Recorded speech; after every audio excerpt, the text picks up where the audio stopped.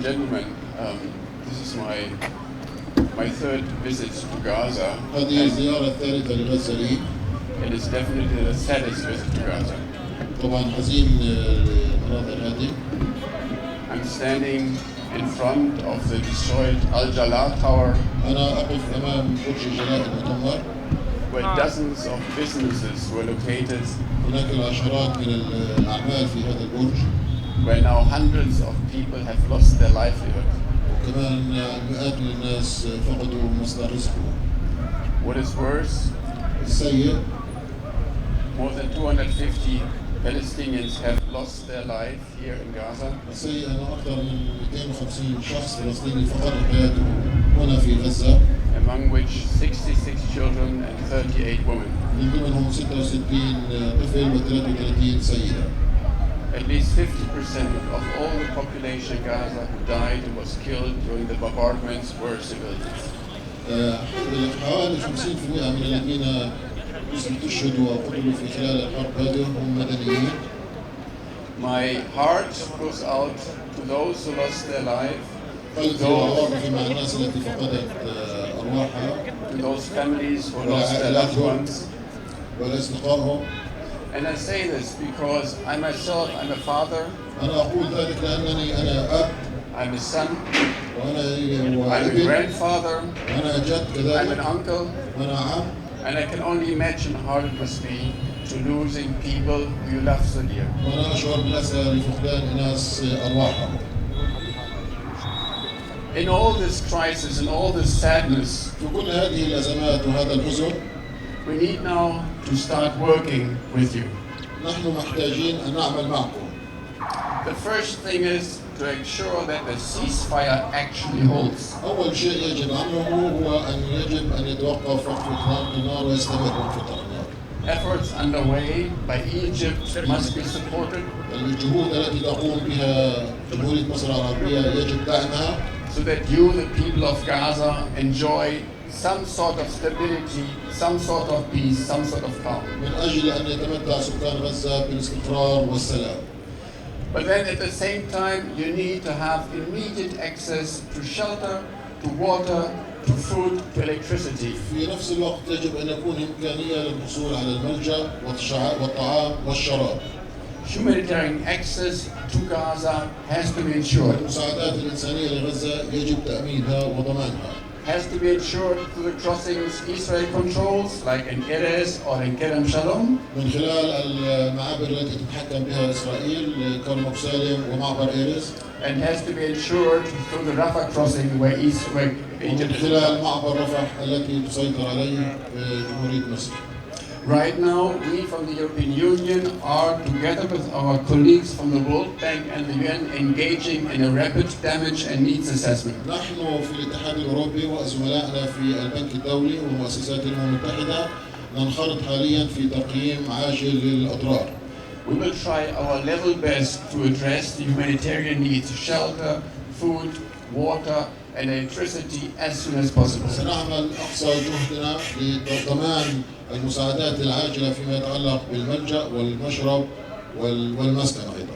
We have just announced an amount of 34 million euros which we channel through the relief agencies active here on the ground. لقد أعلنا عن منحة حوالي 34 مليون يورو لدعم قطاع غزة في الوقت هذا. But this is just the first step. هذه هي الخطوة الأولى. The far more important step in the medium term is to make sure that Gaza can be reconstructed, that Gaza can recover its economic life, that we can have a system where people can live here. المنظور القريب أو المتوسط يجب أن تعيش غزة في حالة من الاستقرار وحالة من الهدوء وحالة من السلام. By the end of September, October, we will have an assessment of what that would amount to. في نهاية سبتمبر أو أكتوبر سيكون لدينا فكرة عن ماذا يتكون هذا أو ما قيمة هذا. I'm here with my colleague Gerhard Krause, who is in charge of our cooperation at the European Union. أنا مع زميلي هنا السيد جيرهارد مسؤول التعاون في مكتب الاتحاد الأوروبي في القدس. and we are thinking of what we can do at the end of the year to support the reconstruction and recovery of Gaza. ونحن نفكر في آلية وكيفية دعم اللي هو إعادة الإعمار في قطاع غزة. This is not just houses, this is not just roads. ليس ذلك منازل وشوارع.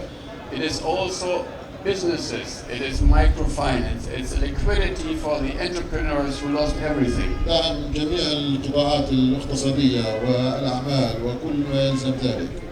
It's also support to schools through UNRWA and others that your children can go to school. وكذلك دعم للأونروا لدعم المدارس من أجل أن يتمكن الطلاب من الذهاب إلى المدارس. And it's also continuing working on the Gaza desalination plant, which we provide so that 100,000 of Gazans can have access to safe water. والعمل أيضا مستمر في محطة غزة، محطة التحلية للمياه في قطاع غزة من أجل توفير مياه صالحة للشرب للسكان.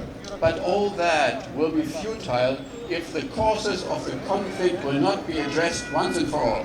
وكل ذلك لا يسوي شيء طالما كل عناصر الصراع أو النزاع لم يتم معالجتها.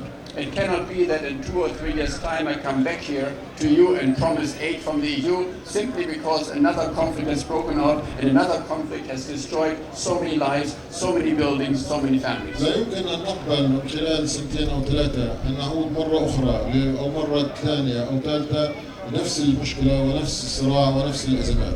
We need a political solution, not just for Gaza, for the occupied Palestinian territory. نحن نريد حل سياسي ليس لقطاع غزة فقط ولكن لكل المناطق الأراضي الفلسطينية المحتلة.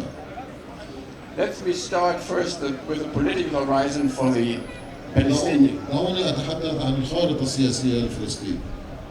The first thing now is, according to our view, that very soon all the political forces in the occupied Palestinian territory agree on forming a consensus-based government which come back here and make sure that recovery and reconstruction can start as soon as possible. أول شيء من نظرتنا نحن نعتقد أنه يجب على جميع القوى الفلسطينية أن تتفق على حكومة وحدة وطنية تتولى إعادة الإعمار وتتولى المسار السياسي. But this government, this Palestinian authority needs to have also a democratic mandate. وكذلك هذه الحكومة يجب أن يكون عندها مهمة ديمقراطية. We from the European Union have always called for democratic elections to take place. نحن في الاتحاد الأوروبي طالبنا دائما يجب أن يكون هناك انتخابات ديمقراطية. We need to provide a clear prospect for the Palestinian people here in Gaza and also in West Bank and East Jerusalem that elections are the only way to renew and make credible and make legitimate the Palestinian leadership. يجب أن نقدم للسكان الفلسطينيين في الضفة والقطاع والقدس الشرقية منظور سياسي شفاف وصادق وقادر على تقديم كل الخدمات لهم. We need representative and accountable, inclusive governance in Gaza and also in the West Bank and East Jerusalem. نحن نريد حكومة شفافة وصادقة وديمقراطية ومنتخبة في نفس الوقت في الضفة الغربية وقطاع غزة وشرق والقدس الشرقية.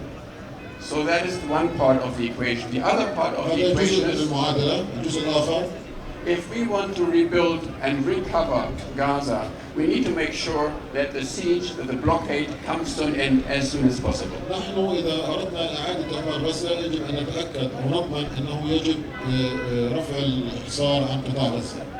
People need to be able to move in and from Gaza. يجب أن يتحرك الناس بحرية من وإلى غزة. Goods need to come in and need to be exported from Gaza. البضائع يجب أن تدخل إلى قطاع غزة وإمكانية استيرادها وتصديرها أيضا. Investments need to come here and be able to flourish the economy of Gaza. وكذلك الاستثمارات يجب أن تدخل إلى قطاع غزة من أجل إنعاش الاقتصاد الفلسطيني.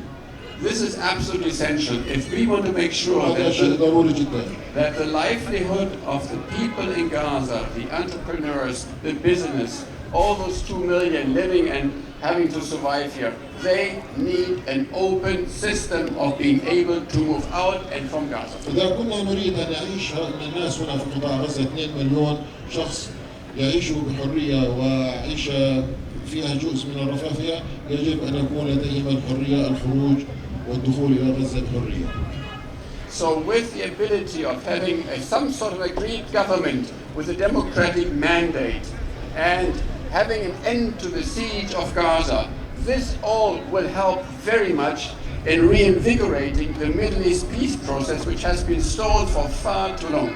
إذا كان لدينا حكومة وانتخابات ديمقراطية وهذا يساهم في الحل السياسي والعملية السياسية أو السلمية في الإقليم. And that's what we are working for.